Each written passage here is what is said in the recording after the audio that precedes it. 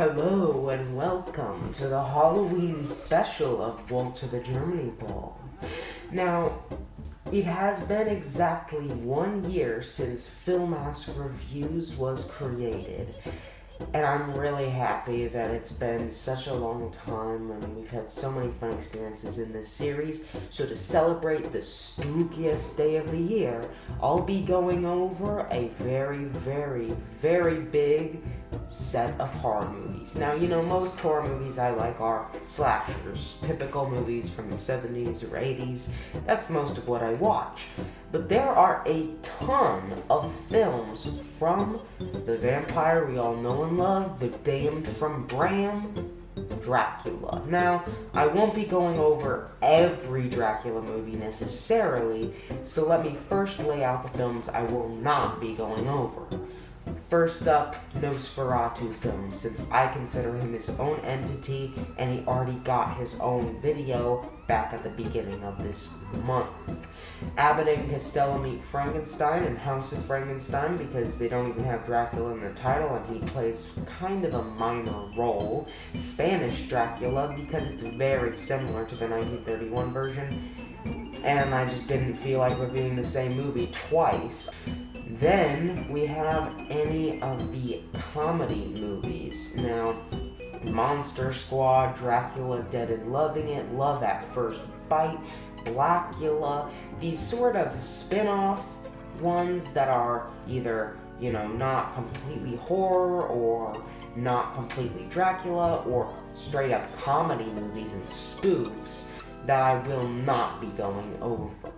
And then we have Blood of Dracula by Andy Warhol, which I will not be covering because, one, the plot is incredibly stupid, so I don't really want to sit through it, and two, because it is an extremely inappropriate film that I don't feel the need to censor because, once again, the plot is so dumb. And then we have, of course, I will not be going over Satanic Rites of Dracula and Legend of the Seven Golden Vampires, for reasons I will explain later on, and finally, any Dracula film released after the year 2000. So I've had to narrow down the field quite a bit, so this video isn't 19 hours long, but I hope you enjoy regardless. So what will we be starting out with? Well, Dracula, of course. Released in 1920, this Russian film was... That's it, the script gave up! Yeah, this movie is lost, and there's practically zero information on it. Same goes for the slightly more found Dracula's Death from 1921, but both of these films I can't watch, sadly, so we'll begin with the famous Universal debut. The first Dracula film to be made by Universal in English and with Bela Lugosi. I was expecting this to be yet another classic movie bogged down with long, drawn-out, boring scenes, but I was wrong because this movie is pretty dang great. The actors have exaggerated expressions, the movie uses a lot of cool natural backgrounds, the gothic scenery adds a lot to the slow-building fear of the film, and it overall just has that great feel of a classic horror movie from this era. To be clear, Dracula isn't scary. He just isn't. What is scary is the mystery behind him, how no one knows he's a vampire, and how the characters build up a knowledge of him as the film goes on. This is quite the contrary to slasher films where the characters know of the dangers around them, yet decide to act with much less care. In most cases, this is just with terrible sequels. Unlike today, where almost everyone knows of Dracula, the characters of the movie only hear rumors, building a mystique. There are normally few characters on screen, but the actors are actually very good, especially the unsettling acting of Dracula. There are many effects which, at the time, probably blew people's minds, and the scenery is just outstanding. The spider webs line old stone castle walls with tree branches breaking through windows, fog and darkness covering the whole set. This decorates the scenes as well as the fear behind them. The time it takes to get the film interesting is very short, and I was surprised how quickly things were carried out. The pacing of the film is great and kept me from ever sighing of boredom. The original music is outstanding. It, similar to the cinematography and scenery, has a perfect charm and horror to it, which pushes the movie beyond simple entertainment and into the realm of artistry. There are a multitude of intelligent quotes and lines from the movie as well that make this a very believable film. The strength of the vampire is that people will not believe in him. It doesn't feel like a cheap little horror movie. It feels like every frame was meticulously put into place, and everything fits so well together within the context of the Dracula mythos. The characters are few and far between, but this helps each of them evoke a sense of realism. The crazy Renfield, the foreign townspeople, and the intimidating Dracula. All of these are easily carved into my mind. The action-packed sequences are all very well done for the time, and the ones lacking this action have the very creepy feeling that goes all through this movie that keeps it entertaining nevertheless. Dracula's figure alone is intimidating and can shape the whole film. To this day, it's a great movie, but for the time it came out, wow is it impressive. 5 out of 5 is a reward that this classic totally deserves. How fitting that the next film is about a child of Dracula's. Not his son, but rather his daughter. The story is continued from the first film, and the acting is a bit more comedic. When the film is tense, it is tense, but the majority of the film follows humans and their stories. There is much less interesting interaction with the vampire, and instead there are many parts with normal people. These scenes are entertaining in their own right, but I miss the supernatural scenes from the first movie. Dracula's Daughter and Van Helsing's understudy would be seen by many as inferior to the characters they replace. And though I do agree, they are still very interesting and well acted on their own. The camera work is definitely better, and the overall quality seems a bit better since it is a sequel. The plot is unique, but the majority of the film feels like a drama rather than a horror film. This movie is very unique, with good acting, imagery, characters, and plot. Though it lacks the scenery of the original, doesn't feel much like a horror movie, and has much less intimidating protagonists. The humans are very generic, and while Dracula's Daughter has some decent moral complexity to her character, I still way prefer the original. 3.5 out of 5. Though I must say, the ending of this movie is very, very well done. Sherry, Maria? Thank you, I never drink wine. And we're here at the third film, the first of the 40s, and the one that really seemed like a proper sequel to Dracula. Son of Dracula focuses on Alucard, who is shown to be suspicious from the very start with this clip. R-A-C... What are you mumbling about? Nothing, just a silly idea hit me. The Hermit Lady is shown to be mysterious and offers an ominous warning. Then it happens. After this warning, a bat just pops up on screen. They didn't make me jump out of my seat with this, but I certainly wasn't expecting a surprise like that so early on. Alucard's mystique is built on a lot of interesting character arcs, which I heavily admire the realism of. At this point, everyone would be aware and weary of Dracula, so it makes sense that all of the protagonists are suspicious of Alucard. The special effects are incredible for the time of release, even considering the fact it is a sequel. This movie came out 7 years after the previous film, and that time certainly didn't go to waste. Looking at the length of this film is going to make you end up like the Colonel, because this is a lot longer than Dracula's Daughter, and the pacing remains intact. There's a plot twist around a quarter of the way through, and it is actually kind of a shocker that is immediately followed by an insane action scene. This movie tries and does not fail to deliver on surprises and twists, and with good acting, these plot moments are carried to an unbeatable level of quality. Alucard is a lot more willing to use his power than Dracula, which may make some disregard any suspense in this film, but it substitutes that with more action and legitimate shock and surprise.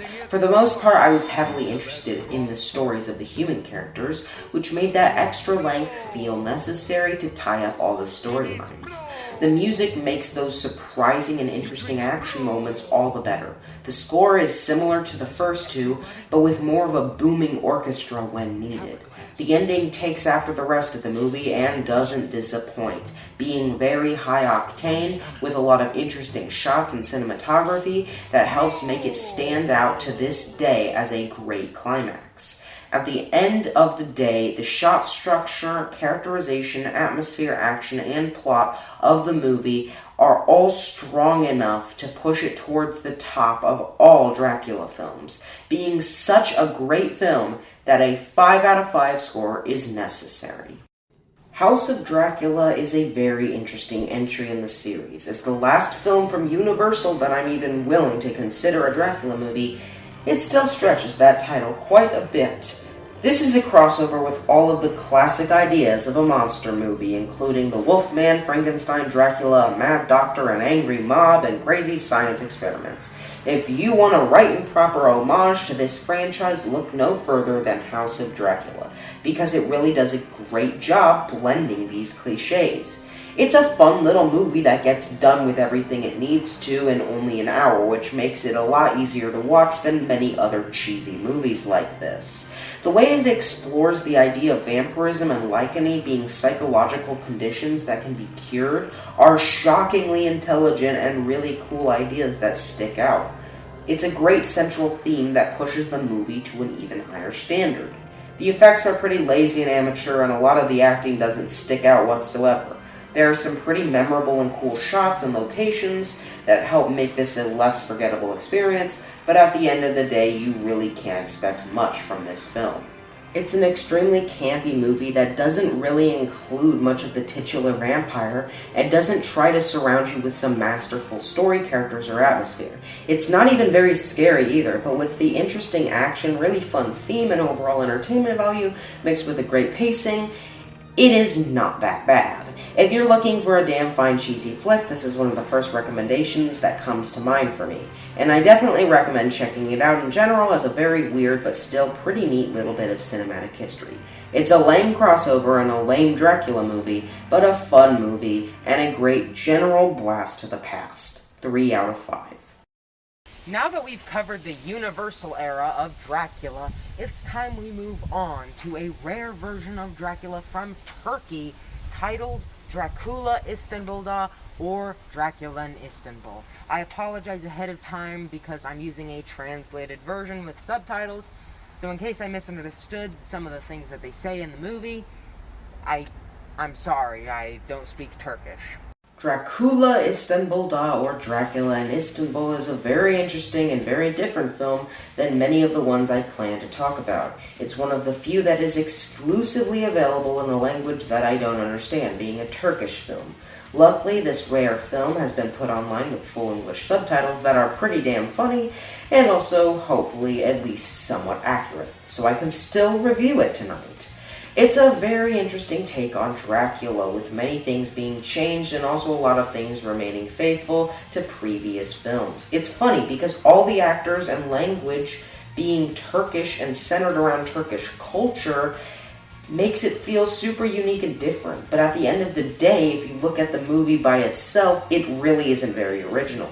The runtime is nearly 2 hours, which is simply obscene for a movie that barely innovates and barely changes much from the other versions of Dracula. There's not a lot here to keep you engaged other than the basic Dracula story. That's fine and all, but the atmosphere and charm of the 1931 version, which was admittedly also a pretty basic Dracula movie, aren't here. Those made that 1931 version a true masterpiece, but now the life has been sucked out of it. Although maybe they did that on purpose to replicate Dracula, I don't know. The acting is, on the other hand, incredibly solid. I especially adore the Renfield equivalent with his big mustache and all. He's absolutely great. Dracula's performance is also pretty darn creepy, and overall I did find the characters to do a decent enough job of depicting the characters from the novel and other movies. The one thing that really does help this movie, though, is the absolutely amazing cinematography and the countless beautiful locations and shots. It is a very well done movie in terms of how it looks, with some truly stunning sets to really top it all off. There are tons of weird scenes that barely serve any purpose, and most of the movie just feels overly stretched out, which honestly makes it boring. I have a lot of patience for gothic horror movies like Nosferatu and Dracula 1931, because a lot of the draw is the slow build-up of atmosphere and horror. But with this movie, the actual payoff isn't well done enough, and there is barely any payoff to begin with, so it's just not worth the length in the end. I absolutely despise the pacing of this movie. Way too much time is spent on pointless conversations, weird action scenes that feel like they're going in circles, and super long dancing scenes all contribute a lot to the bad pacing as well. And that's really it. It's not a very good movie at all. It adds practically nothing, removes what made Dracula special in the first place, and has absolutely garbage pacing. It may have stellar cinematography and solid performances, but those really aren't enough to save it. 2 out of 5. Now that we've taken a quick detour to the world of Turkey and their take on the mythical vampire, it's time we return to the good old United States to take a look at Return of Dracula, a 1950s sort of B-movie that's public domain and often forgotten. So let's see if it should be forgotten for being a piece of trash, or if it's actually a hidden gem that we'll be digging up. In 1958, a simple and different little Dracula film was released. While many of these are gothic odysseys with tons of big props and huge atmosphere to create a creepy nighttime myth that is the vampire, this movie was different. It was more of an all-American popcorn flick horror movie from the 60s or 50s, and as a result feels really out of place next to these other Dracula films.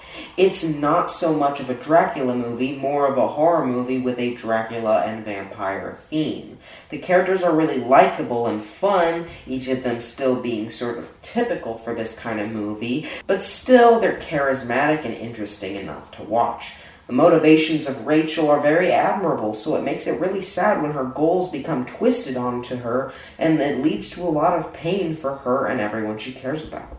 The Dracula equivalent is a bit weaker of a character, which makes me somewhat sad, but he's still decent enough to portray the twist that he's a vampire, which we know from the very start, but the main characters don't. I just really enjoyed all the characters. They were really fun and interesting, if not a bit derivative. The acting is fantastic and really natural, but there are some lines that haven't exactly, aged the best. Oh, Bellick, I'm so glad you've come.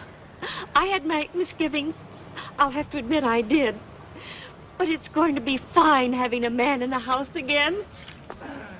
The music is absolutely great and fits really well with the movie, and the overall shot composition and look of the movie is also really enjoyable, with many beautiful shots of nature and tense close-ups of the characters. It's a very good and enjoyable horror movie, though not being scary or tense at all. It's one of those horror movies that's just fun to watch and becomes more fun due to the overall horror theme.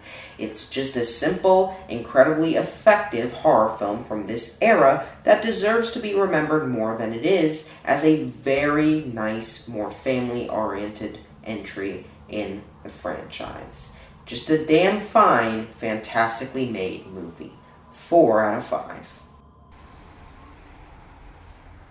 And we've arrived at none other than the most famous series of Dracula films, Hammer.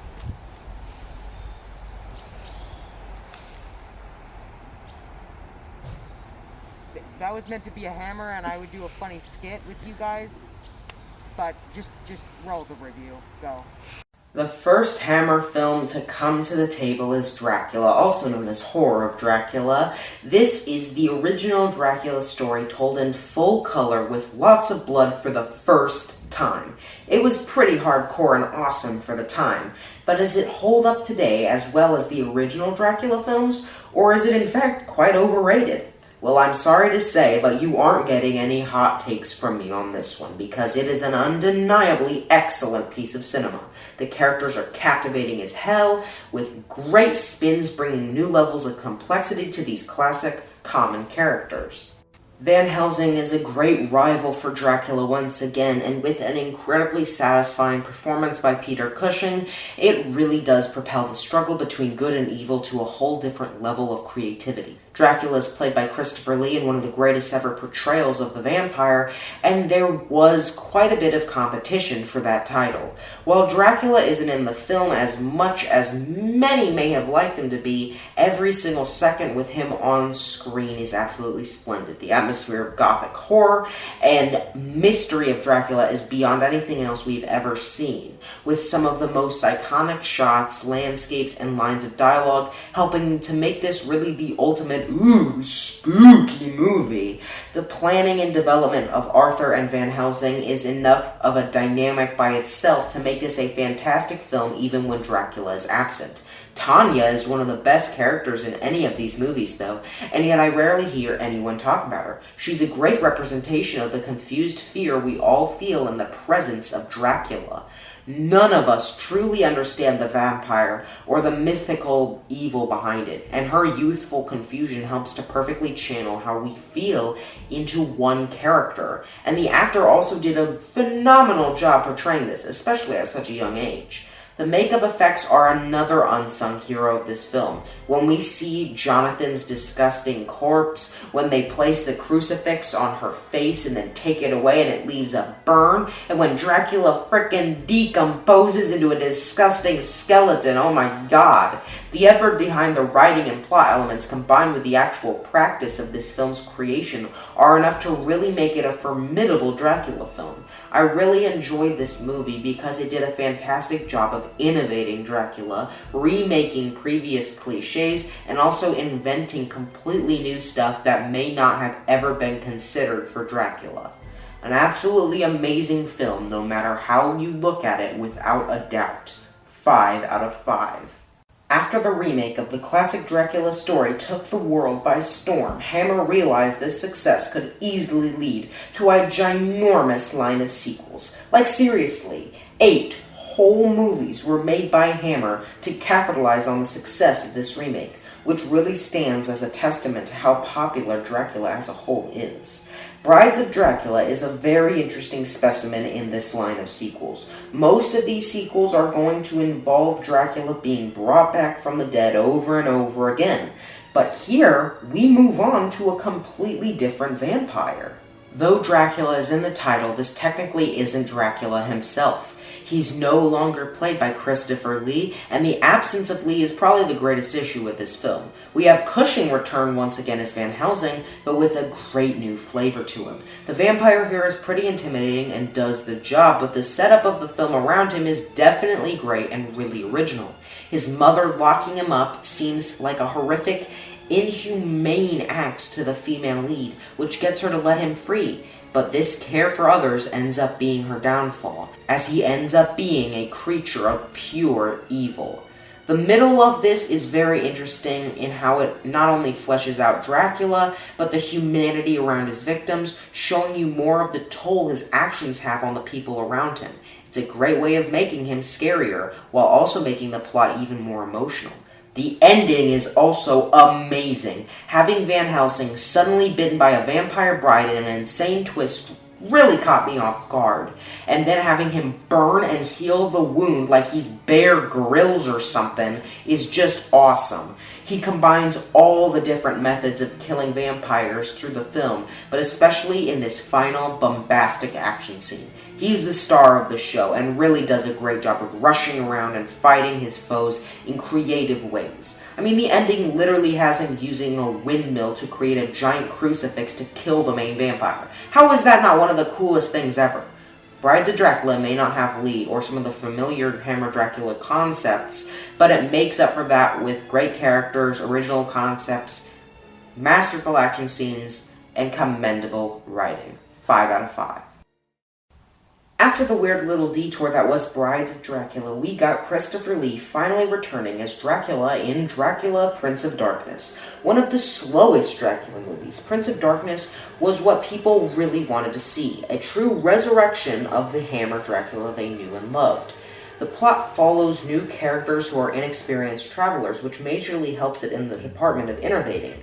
It could have been someone once again who knows what they're doing and kicks Dracula's butt like Van Helsing, but instead we get a great amount of scenes with these scarred and unsure characters slowly figuring out how they can survive the evil wrath of Dracula. The suspense is also phenomenal, since Dracula doesn't even show up until 47 minutes into the 90-minute movie. It's absolutely insane and may seem boring, but really it helps the film to build a distinctive atmosphere and feel around it that really makes it memorable. Though the plot may just be Dracula coming back from the dead for the first of many times, it still does a really great job being intimidating and sticking out from the crowd due to the feel built around it. Characters are pretty enjoyable and fun to watch, although they lack personality. The ending is especially great, with a lot of awesome action that slowly builds up until the epic finale in which the main character fights Dracula on slowly cracking ice, while one of the other characters shoots the ice to slowly form a hole around Dracula that he'll fall into. Just as the movie slowly starts to build horror, the ice slowly starts to decay around the Count. And once he falls in, we can look back and conclusively say we just saw one of the coolest, most unique Dracula deaths ever, even though it's not really a death.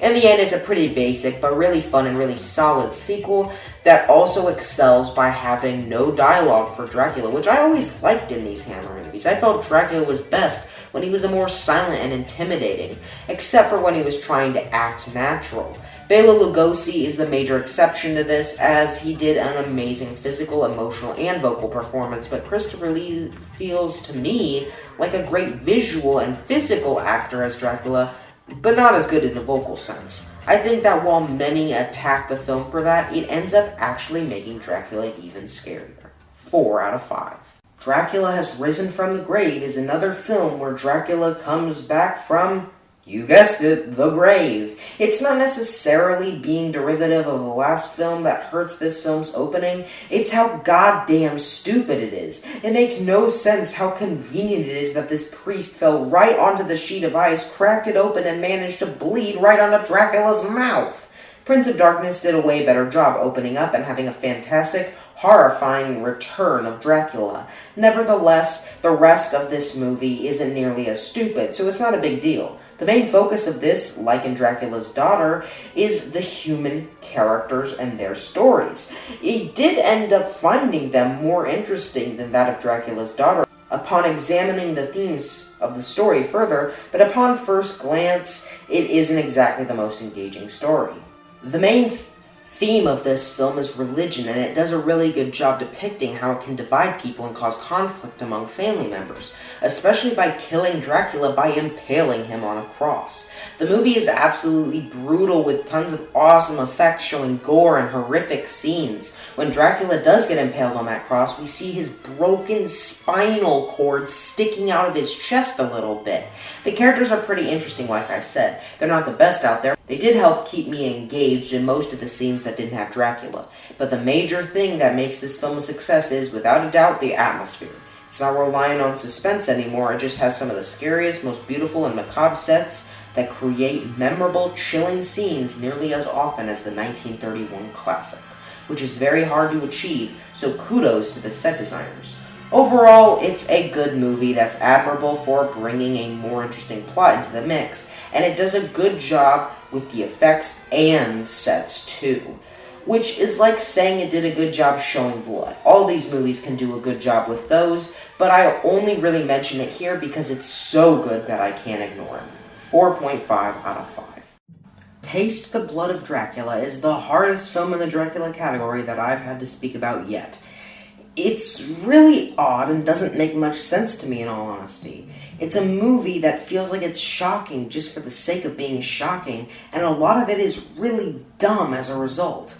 I've heard a lot of mixed opinions about this movie. Some think it's a great dark film and sort of a social commentary that excels in being unique and weird, and others just think it's a convoluted, terrible movie. Sadly, I more so agree with the latter because unlike Friday the 13th Part 5, this movie doesn't work for me as being weird and dark. The characters are almost entirely super boring to me, especially the main couple. Like the last movie, we have another relationship placed front and center with figures around the couple not wanting them to be together, and even one of them being named Paul. Unlike the last film, however, I don't give two flying craps about these characters and their relationship. It's not built up very much, and when it is, it's not done in a compelling or engaging way. It's a very typical, safe, and boring romance story that doesn't add anything to the movie. On the other hand, the father of the main girl is actually one of the best characters in one of these movies so far. He's such a diabolical rat bastard, such a hypocritical scumbag that you can't take your eyes off of him. The way he treats his daughter is vile and disgraceful, and his own actions beyond that are simply despicable. He's the real villain of this movie, because sadly, Dracula isn't even that fun here. He has a great presence while the slow build-up of his eventual attack is going on, but when that attack does happen, it's a huge letdown. He's killed by religious imagery that makes him dizzy, and then he falls down a banister and crumbles to dust. I know, what an amazing death, right? It's super lame and not even well done with makeup effects. Outside of the scenes in that one church, there's not really a good gothic feel that keeps you entertained here either. It just goes without most of what made other Hammer movies great. Almost no compelling characters, none of that great atmosphere, a lack of truly threatening Dracula, mediocre acting, and a horrific pacing. Like seriously, I found this movie to be even more boring than Dracula Istanbul. It's not the worst thing I've ever seen, but I've seen the Emoji Movie twice, so that's not a compliment. 1.5 out of 5. Scars of Dracula is a weird movie. It continues the Hammer lineage without innovating much at all, and in fact being one of the biggest rehashers of the whole franchise, and yet is still meant as a reboot and new life for the series. This is a huge failure for it, as it really doesn't change much whatsoever, but that doesn't make it bad. It's very similar to Dracula from 1958, with the first character going to Dracula's castle and being killed by him, and then those related to him going there to kill and defeat Dracula. Interestingly enough, this Jonathan equivalent is named Paul, the third goddamn character in a row to be named Paul. Why? Most of the movie is pretty boring and it's overall very slow. It does have a pretty good atmosphere, however, with a lot of really creepy and brutal scenes perfectly mixing to make these slightly boring parts a lot more tolerable. The opening is absolutely amazing, the villagers storming and burning Dracula's castle, and then finding all of their loved ones absolutely mauled by Dracula's new bat minions is absolutely awesome and really shocked me. The very beginning resurrects Dracula by having a random bat fly to his oddly red ashes and spit blood on them. What the hell? The very start of the movie is dumb and makes no sense, but the rest of the first act is really shocking and well done. It has a lot of good acting as well, which sells these tragedies. Then we get to the second act, which is almost as boring as Taste the Blood of Dracula and has practically nothing to keep you entertained. It's very void of life, and it just feels like a giant rehash. But the finale does somewhat redeem it, though. Dracula becomes a lot more creepy and brutal, and there are more of the insanely entertaining scenes like we saw in the first act. The gothic scenery starts to truly shine and is used a lot more and in a very compelling way. The final confrontation, though, might be a highlight of the entire Hammer franchise. Like we saw with the stake in Dracula's Risen from the Grave, the main character throws something into Dracula's chest, and Dracula throws it right back at him.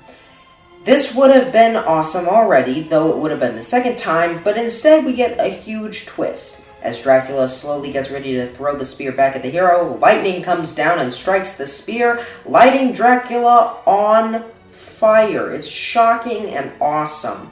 We get to see a ton of Dracula just burning to an absolute crisp, and it's glorious.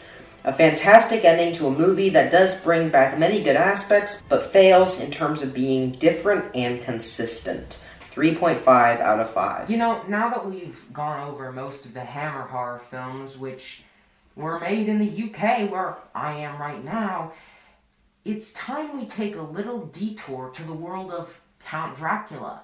No, I'm not talking about the 1931 version, or the 1958 version, or the 1973 version, or the 1977 version, or the 1979 version. You know what?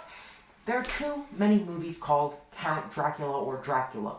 So I'm going to put a stop to it and call this movie by a different title. You know, I sort of have the name of a country in my name, so I'll be calling it by the German title. Nachts wenn Dracula erwacht is our next film. But since I don't live in Europe anymore due to Brexit, which somehow makes sense, I can't watch the movie. So, how am I going to do this review? Oh wait! I know someone who does still live in Europe. Let's call him and see if he has the movie. Well, sure, Walter. Here you go. Here's the movie. Thank you, one big boy critic. You know, your gifts are almost as good as your YouTube channel. Wait, you do know you have to pay me for that, right? What? Sorry, I can't hear you. The connection's breaking up. Sorry, what? You're breaking up. I can't hear you, man.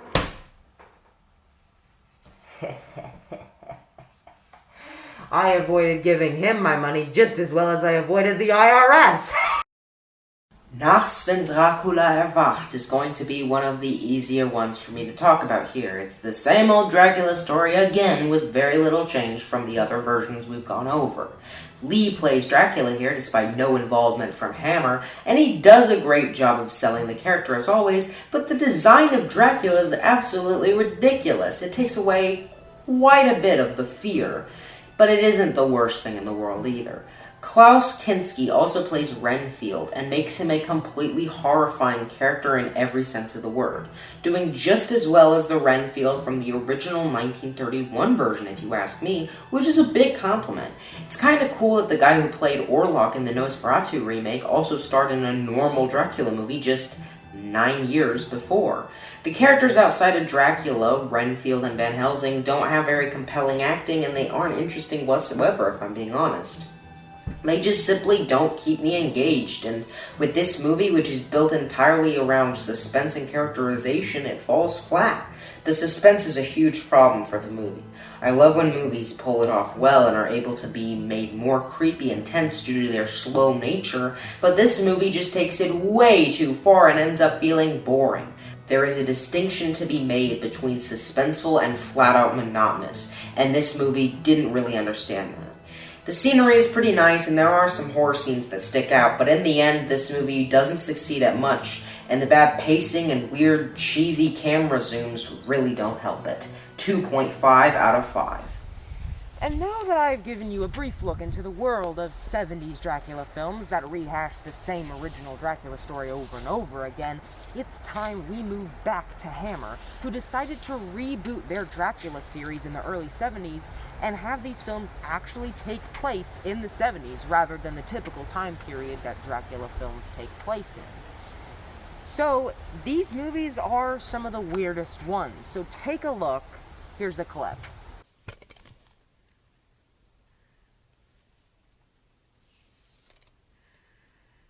Wait a minute, that wasn't a clip from one of those Dracula movies. That was actually Penny's Slaughterhouse. My friend Penny has been working a long time on his own original film connected to the universe of Downfall of WalterTheGermanyBall, and it has released. I'll leave a link in the description, and I really recommend you go check it out and show him some support. Now, on to the Dracula films. After after Scars of Dracula was a decent attempt at reviving the Hammer franchise, Hammer decided that they needed to reboot the series again after 2 years with Dracula AD 1972. This film takes the major risk of moving away from the 19th century and instead taking place in the present time of 1972. This is a huge jump and a really big change that, in my opinion, actually works very well. It isn't a bad idea on paper, adding brand new ideas and possibilities to the atmosphere, characters, and dialogue. But is it carried out well? Yes! This is a very 70s film, and it adds a lot of awesome ideas and locales that both make things more suspenseful and funny. Most of the music is funky and weird, which I actually like because it stands out from the orchestral tracks of most of these films. Sometimes it sounds like a cop show, which makes things unintentionally funny, but most of the time it just sounds cool and nice. Peter Cushing finally returns as Van Helsing's descendant and does an amazing job as always, with all of his scenes being fantastic no matter how you look at them. Van Helsing, Dracula, and Van Helsing's granddaughter all get amazing dialogue. The first thing Dracula says after being brought back is absolutely iconic. Master, I did it. I summoned you. It was my will.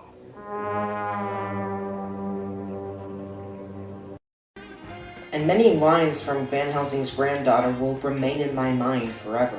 The final battle and opening battle are both super entertaining and do a great job of using the environment of the sets to change how Van Helsing and Dracula battle, bringing new life to them.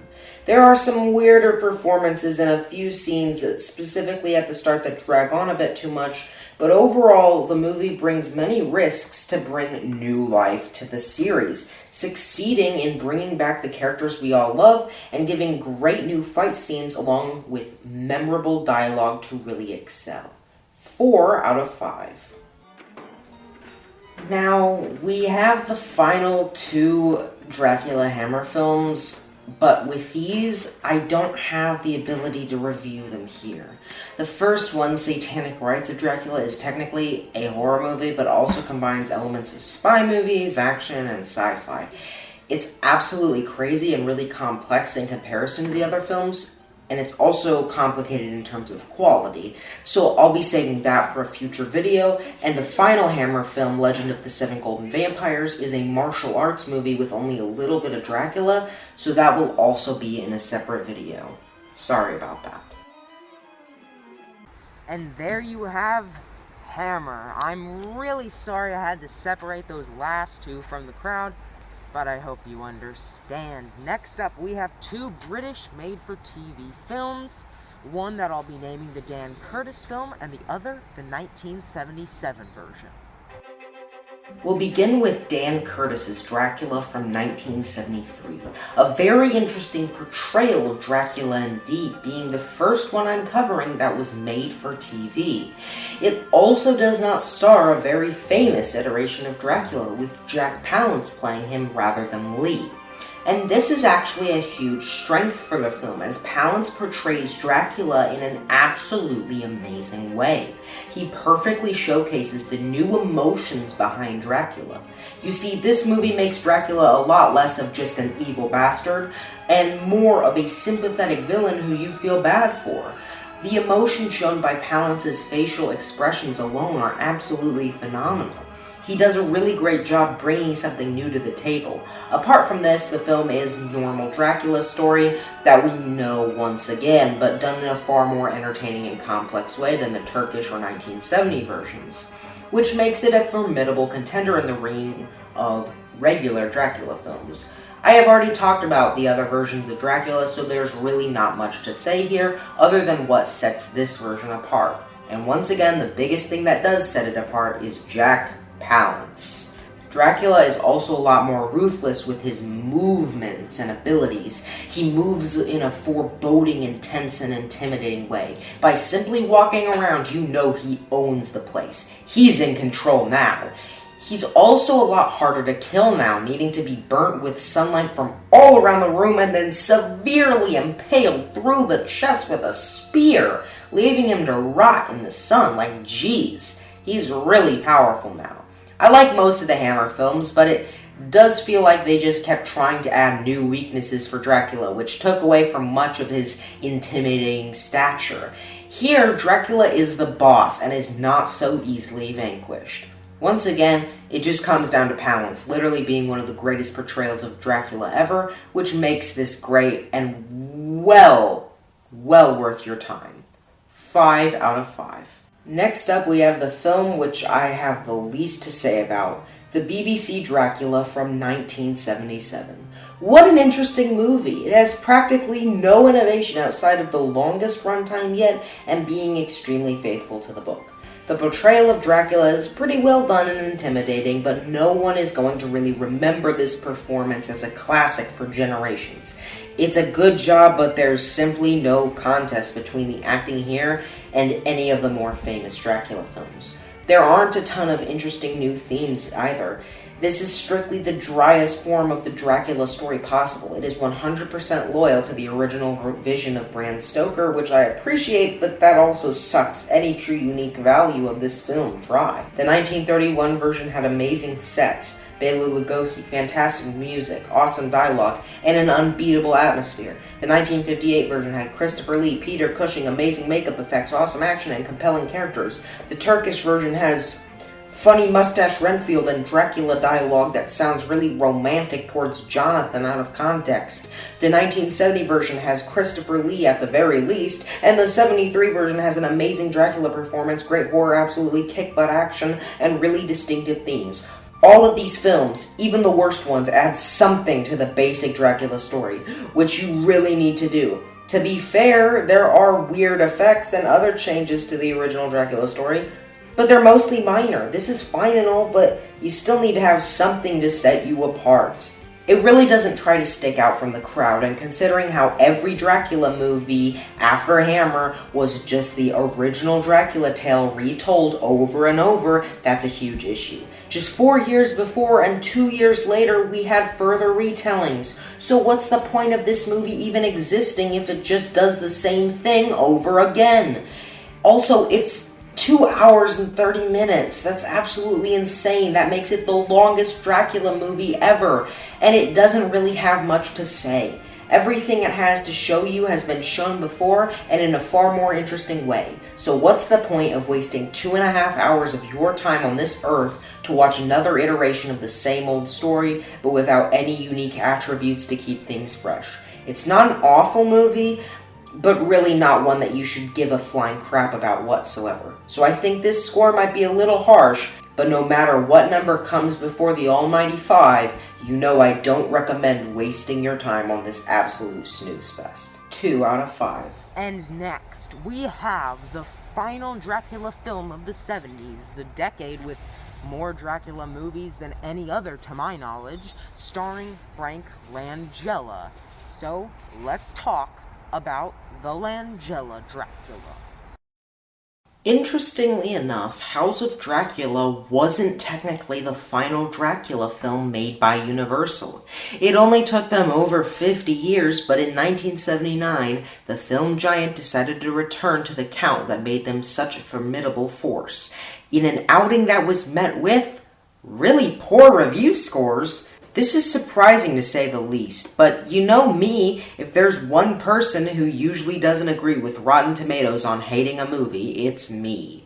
So what does this film bring to the table? Well, first off, it brings us Frank Langella as the infamous Dracula, who honestly does an amazing job. He's not the greatest of all time, and certainly not the most memorable and iconic performance out there, but he brings forward a unique and intriguing portrayal of Dracula that will keep you hooked on the movie through and through. The movie also does an amazing job with pacing, thankfully, as the film is only around 1 hour and 40 minutes. Still quite long for a Dracula movie, but it ends up being worth it due to how many action-packed scenes there are, and how the original plot structure of Dracula has been flipped on its head to switch up the order of events in a way that makes the characters a bit more interesting. Jonathan now stays alive until the very end and ends up killing Dracula instead of Van Helsing, who was killed in a really gory and saddening way.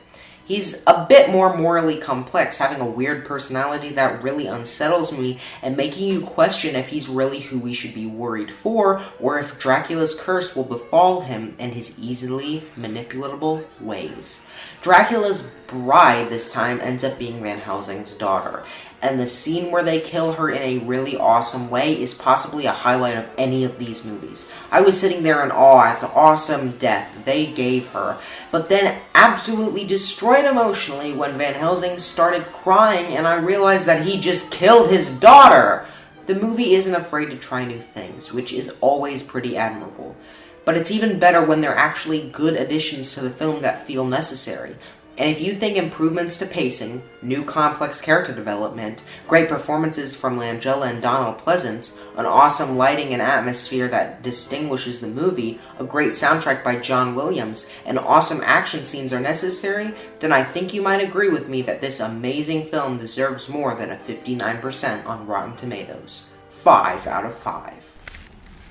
And now we arrive at our final stop on this journey.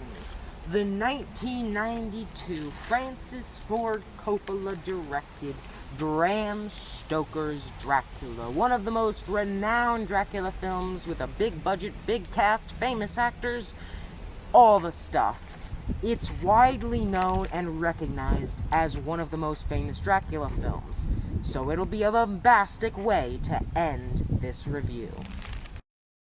I think the opening to this movie sets it up to be one of the greatest horror movies ever, and possibly a masterpiece for the ages. It's an amazing way to kick off the movie with absolutely horrific effects, a captivating origin for Dracula, and also the fact that it's something brand new and exciting. I really love this beginning, and the entirety of the first half hour is really well done. Gary Oldman as Dracula is astonishingly great, and though I don't agree that he's the best Dracula, I still prefer Lugosi, Palance, and Lee. He really sells the character well and is very creepy. He's absolutely terrifying, and combined with really cool cinematic elements and amazing set pieces, the start of this film is incredibly promising no matter how you look at it.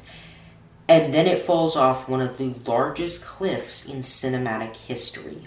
The middle hour of this movie isn't the worst thing out there, but it's really forgettable, tries to do a bunch of crap that's not in any way useful, doesn't add much whatsoever other than a bunch of filler before the actual finale, and has way too much nudity. We have scenes that drag on and on for no discernible reason. This isn't as bad as the 1977 film, at least. There are some alright jokes and decent characters to keep things fresh, but the pacing is still absolute garbage here. And the youthful Dracula is really not an interesting character, nor is Jonathan. Keanu Reeves is sadly not very good at all in this movie. I can really break down the characters here pretty easily, so that's what I'll do. The old Dracula, Undead Lucy, Mina, Quincy, Van Helsing, and Arthur range from good to amazing, while Jonathan, youthful Dracula, Seward, and Alive Lucy are not interesting at all. Of course, some of the big actors do a really good job, but it often feels like this movie thinks it can skate by on mediocre characters if there's a popular actor next to the name, which is a very flawed outlook to have when writing your characters. Some scenes are just ridiculously over the top and stupid with nudity that reaches an obscene level. This is Dracula, not Friday the 13th. The ending 30 minutes, however, are once again phenomenal. From the awesome murder of Undead Lucy to the very end, this final act does an amazing job of making up for most of the nonsense you just sat through. Water and toiletries at your disposal. You'll be completely safe here. My guy, you're leaving her in a room in a mental asylum with inmates strewn about right outside where the big baddie of Dracula is going to have an epic battle with the heroes of the movie with the windows open. How the hell is she safe in there? We get some really cool effects, epic action set pieces, and exciting tense scenes with lots of suspense to end off the movie, which I think might have been part of the strategy. They might have thought that if they could make a movie that started out fantastic and ended fantastic, that no one would pay any mind to the mediocre middle. Well, little did they know that 29 years later, a random Ballardian would in fact pay attention to that and tell everyone that this movie is not the masterpiece many will tell you. It's not bad at all, and certainly not the worst thing ever, but it does have some major pacing errors and scenes that could have been completely cut out or redone so they actually make some more sense and have more of a purpose. If they made a shorter and way more interesting Act 2, this could have been the best Dracula movie in decades, but sadly, it wasn't able to achieve consistent perfection. In fact, I really do agree with Rotten Tomatoes' score here, surprisingly. I would say this is one of the few times my score for a horror movie is close to the Rotten Tomatoes score, so that's nice. It's a movie with a lot going for it, but it's no masterpiece in my book, due to a lot of dumb mistakes that plague an otherwise commendable production. 3.5 out of 5. And there you have it.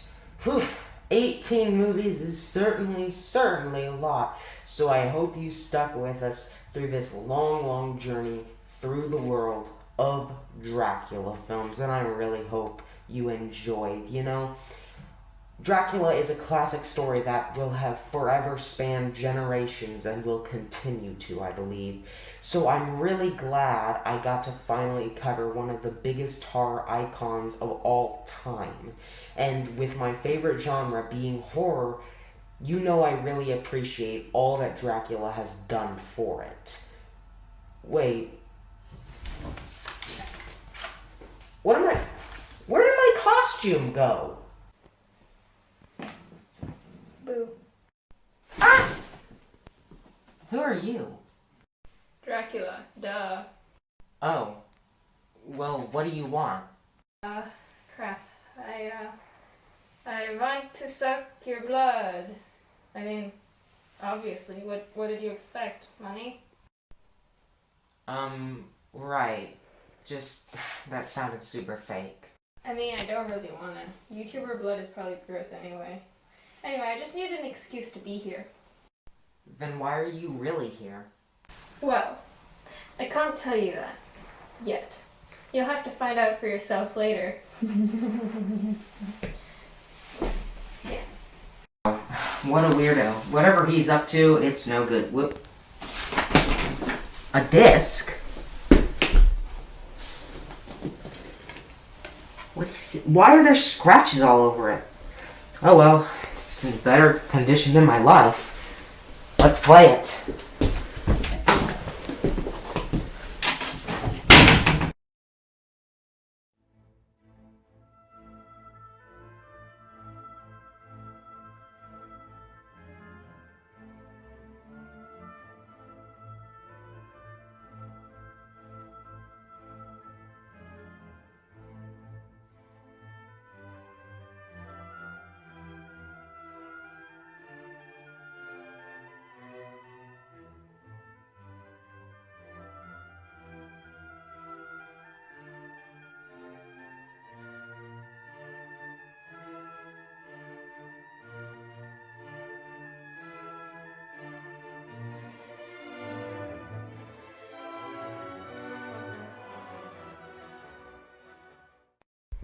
Well, that was exactly what I was expecting for a 1920 Russian Dracula movie.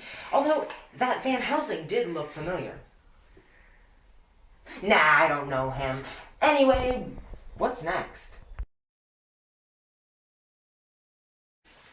Hey man, I know last movie wasn't too great, so I brought you something else. I thought you'd like it. Oh, thanks. I do like it. In fact, I love it. Maybe because it's called Dracula's Death and it's about you dying. You didn't have to be so mean.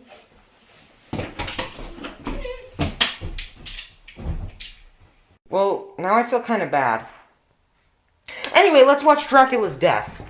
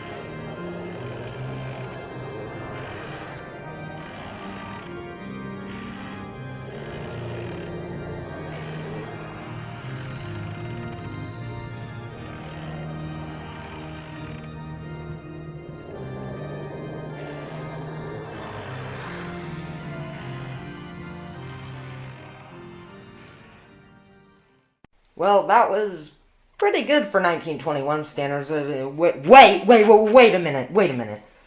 Dracula gave these to me. How is Dracula here? Where the hell is Dracula at?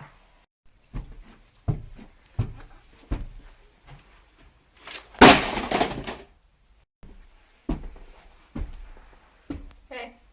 What are you doing? Why are all these terrible movies down here? Well, I figured you'd like them because, you're the first thing we dumped down here. Huh? Hey, I'm not trash. That's right, Walter. You're not trash. You go out there and dream big. I hate you. Thank you. Just die 500 times. Just jump in a fire, will ya? Now, stick to the script, or I might find a more effective way to rid myself of garbage. You're creeping me out, man. Well, I suppose I should leave. I've already graced you with enough of my precious time. What are you talking about? You're immortal. You have more time than anyone. You live surrounded by bats and old books all alone. Hey, don't say that. Remember, if you want to keep living, you'd better be respectful.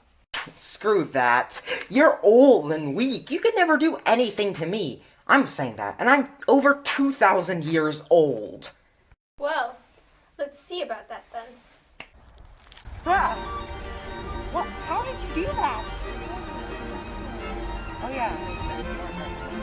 Wait, you're Dracula?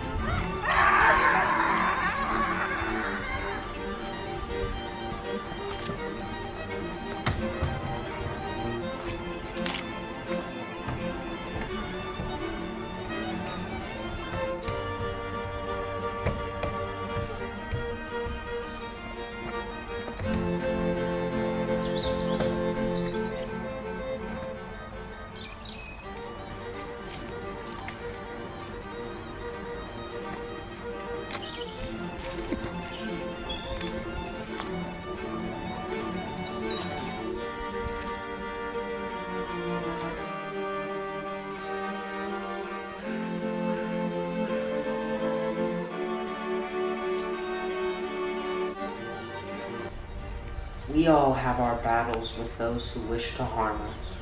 Sometimes it's a giant vampire. Sometimes it's just our own self-doubt. But it seems like no matter how much hope is lost over time, the good will always eventually prevail over the evil. And now that the stake has been firmly slammed into the evil body known as Dracula, it seems Walter the Germany-Ball has prevailed over his own evil enemy. But there's one last thing that he must say for certain. That tastes the blood of Dracula frickin' sucks!